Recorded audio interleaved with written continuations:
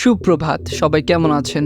আশা করি ভালো আছেন। আজকের বিষয়বস্তু হলো সম্প্রতি মুক্তি পাওয়া পুষ্পা 2 এর ট্রিজার নিয়ে, যা নিয়ে চারদিকে এর উন্মাদনা তুঙ্গে। গতকাল সোমবার 41 বছরে পদার্পণ করলেন আল্লু অর্জুন। নিজ জন্মদিনে ভক্তদের দিলেন রিটার্ন গিফট। 1 মিনিট 8 সেকেন্ডের ক্যারেক্টার ইন্ট্রোডাকশন ট্রিজারে দেখা যায় পুষ্পার গলায় মালা, পরনে শাড়ি, পায়ে ঘুঙুর এবং সারা শরীরে নীল রং মাখা। কিন্তু পুষ্পার পরনে শাড়ি, পায়ে ঘুঙুর কেন, তার একটা রহস্য থেকেই যায়। কিন্তু শাড়ি পরা অবস্থাতেও আল্লু অর্জুনকে এতটাই স্টাইলিশ লাগছে তা বলার বাহিরে। আমি বলতে চাচ্ছি যে শাড়ি পরা অবস্থাতেও তার সোয়াগের কোনো কমতি নেই বললেই চলে। আমার কাছে সবচেয়ে ভালো লেগেছে আল্লু অর্জুন যখন শাড়ির আঁচলটা পা দিয়ে উঠিয়ে কোমরে গুজে নেয়। তা ছিল এক কথায় অসাধারণ। ওই মুহূর্তেই পুষ্পার ডায়লগটা আমার মনে পড়ে যায়, পুষ্পরাজ ঝুঁকেগা নেই সালা।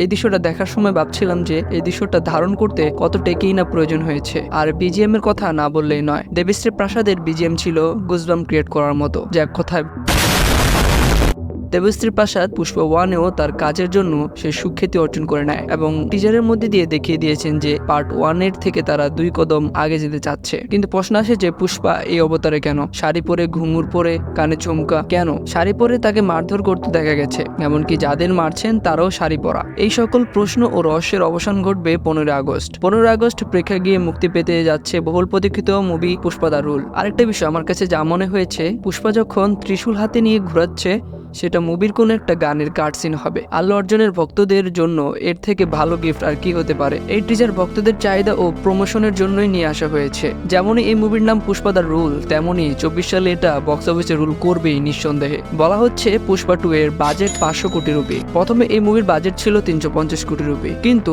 পুষ্পা 2 এর বাজেট ক্রমে বাড়ছে। অনুমান করা হচ্ছে যে এই মুভির বাজেট গিয়ে দাঁড়াবে 700 কোটি রুপিতে। এর প্রধান কারণ হলো বেশ কিছু দৃশ্য দ্বিতীয়বার শুট করা হচ্ছে, কারণ পরিচালক সুকুমার আর আল্লু অর্জুন চান না কোনোভাবে দর্শককে আশাহত করতে। তারা দুজনেই এই ছবির খুঁটিনাটি বিষয়ের উপর জোর দিচ্ছেন। মুভির শুটিং প্রায় শেষ হয়ে যাওয়ার পরও কিছু দৃশ্য আবার নতুন করে শুট করা হচ্ছে, আর এভাবেই মুভির বাজেট বেড়েই চলেছে। অন্যদিকে রাজামৌলি মুভি মানে বিশাল বাজেট, সেদিক থেকে পুষ্পা 2 রাজামৌলির মুভিগুলোকে পেছনে ফেলে দিতে চলেছে। বাহুবলী 2 এর বাজেট ছিল 430 কোটি রুপির মতো। রাজামৌলির ত্রিপোলার নির্মাণের খরচ ছিল 550 কোটি রুপি। পুষ্পা 2 বাজেটের দিক দিয়ে ত্রিপোলার বাহুবলীর মতো মুভিগুলোকে টেক্কা দিচ্ছেন। এই মুভিতে অধিক পরিমাণ অর্থ বিনিয়োগ করেন পরিচালক সুকুমার। দর্শকের প্রত্যাশা পূরণের জন্য কোনো ত্রুটি রাখতে চান না সুকুমার, তাই তার এই বড় উদ্যোগ। পুষ্পা 2-কে এবছরের সেরা মুভি বানাতে কোমর বেঁধে নেমে পড়েছেন পুষ্পা টিম।